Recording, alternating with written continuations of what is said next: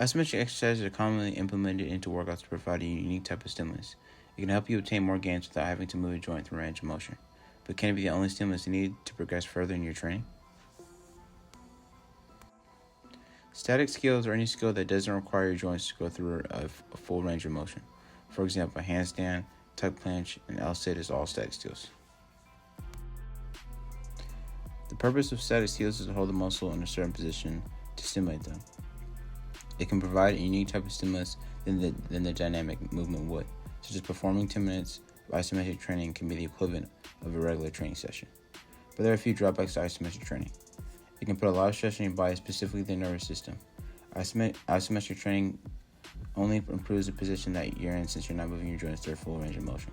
For example, performing a plank helps build strength in that movement alone. There are different forms of static training, such as overcoming isometrics and yielding isometrics. Overcoming isometrics is just another variation of static training in which you try and move an immovable object in a set position.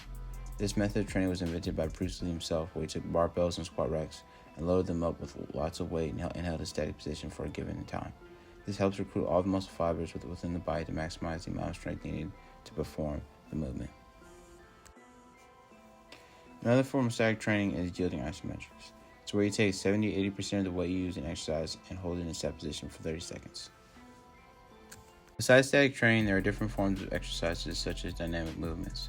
Dynamic movements are those that require both eccentric and concentric contractions.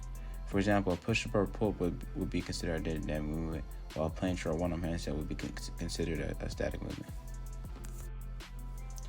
And when you perform static movements like the planche and human flag, you can only do dynamic movements to still achieve those goals, while only doing static movements and not implementing any dynamic movements within your workout plan won't help you achieve those goals due to not taking the muscle through the full range of motion.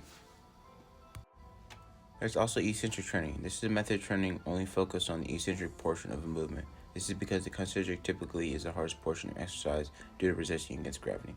But during the eccentric portion, you can be as much as 1.75 times stronger than the concentric portion. This form of training can help build strength for exercises such as pull-ups.